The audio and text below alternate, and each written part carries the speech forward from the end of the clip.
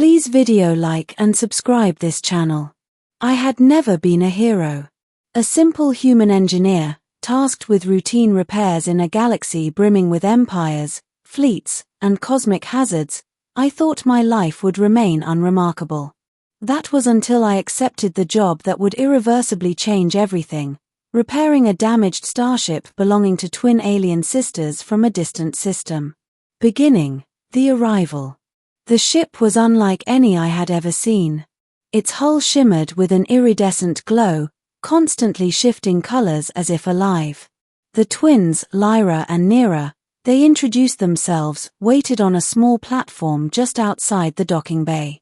Both were striking, their forms humanoid but with delicate, elongated features and skin that subtly reflected starlight. Their eyes, twin orbs layered with luminescent filaments, seemed to contain entire galaxies within them. "You're the human?" Lyra asked, her voice musical but commanding. I nodded, nervously adjusting my toolkit. "Yes, I'm here to repair the ship." Nera tilted her head, observing me silently, as though measuring every micro-expression. "Do you know what you're dealing with?" she asked, her tone sharper than her sister's.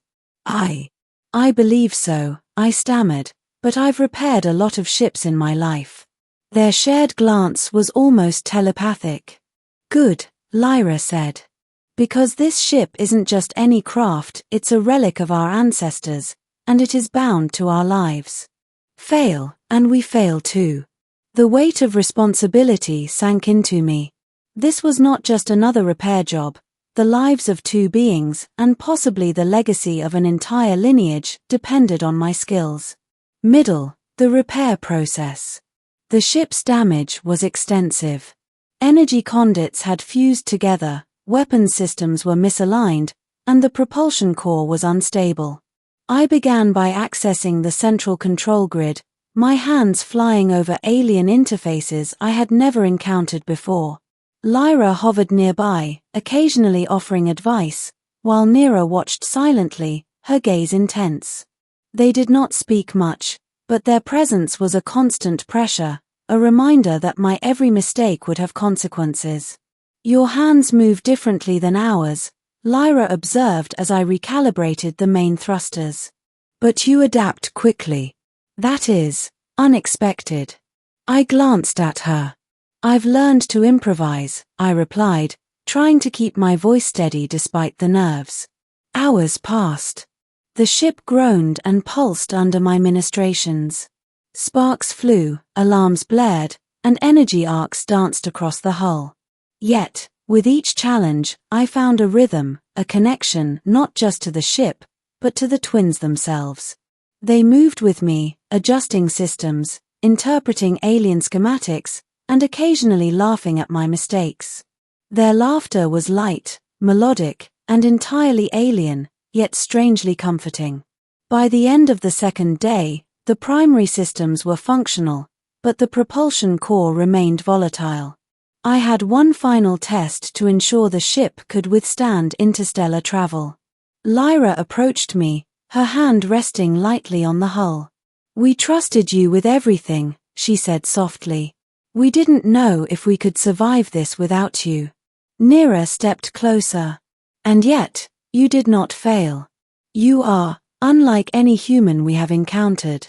I felt a flush rise to my face. Compliments were not a daily occurrence in my line of work, and certainly not from beings who could manipulate energy as easily as they breathed. Middle, the bond forms. As the repairs neared completion, a quiet understanding settled between us. The twins began including me in their routines, sharing meals that glowed with bioluminescent nutrients, teaching me basic phrases in their language, and recounting stories of their ancestors' voyages. "You are not just a mechanic," Lyra said one evening as we watched the twin suns set over their planet's horizon. "You've become part of our lives." That was never meant to happen so quickly. Nera's eyes met mine. "Stay with us," she whispered, almost shyly. "Stay with us forever." The weight of her words struck me. Stay. Forever. I had always been a wanderer, a solitary human drifting from job to job, system to system. And yet, in that moment, the prospect of leaving this place, leaving them, felt impossible. I hesitated, unsure how to respond. I don't know if I can, I admitted. I'm human. I'm supposed to move on, explore, survive alone. Lyra took my hand, her touch warm despite her alien physiology. Survival is not enough. Connection, trust, and shared purpose, these are the things that make a life worth living. You have chosen to be part of us already. Now, the choice is yours to acknowledge it. For the first time, I realized that my presence had become essential not just to the ship, but to their lives and perhaps to their future. External threats. Just as I began to accept this bond, the calm of our daily routines was shattered. Raiders from a neighboring star system, seeking the twin sisters' valuable artifacts, descended upon the planet. The twins' ship, my ship repairs, would be the only way to escape. Can it fly? Nira asked urgently, her voice tight with fear. I nodded, my hands already moving over the controls. It can, but it's still unstable. I'll need both of you to help stabilize the energy conduits while I engage the propulsion core. They nodded without hesitation. We worked together, a seamless unit of human ingenuity and alien precision. The ship shuddered, sparks flying, energy arcs dancing dangerously close to our hands. Yet somehow, we made it work. As the ship lifted off, escaping the atmosphere, Lyra turned to me. You saved us, she said softly. Not just the ship, you saved our lives. Nira's hand found mine. And we want you with us. Always. Not just for survival, but because you belong here. The gravity of her words was undeniable. I had thought of my life as a series of solitary repairs and fleeting connections.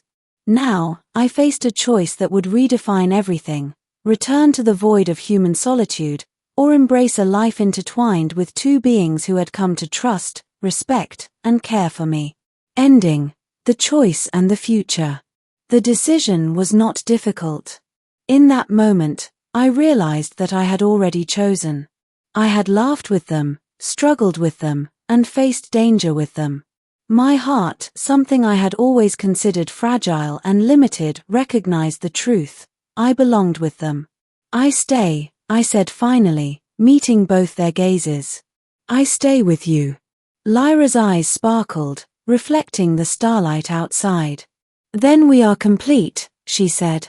Nira leaned close, her voice a gentle vibration. Together, we can explore the stars, repair, discover, and live. Forever. And so, my life changed. A simple repair job had evolved into something far greater than I could have imagined, a bond that transcended species, culture, and expectations.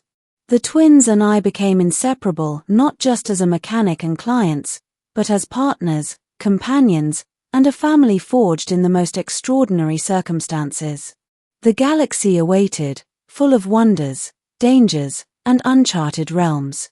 But for the first time, I was not alone. Whatever challenges lay ahead, we would face them together. Repairing a starship had led to an unexpected bond with twin aliens. And in doing so, it had given me a life worth living, a life I had never dared to dream of before.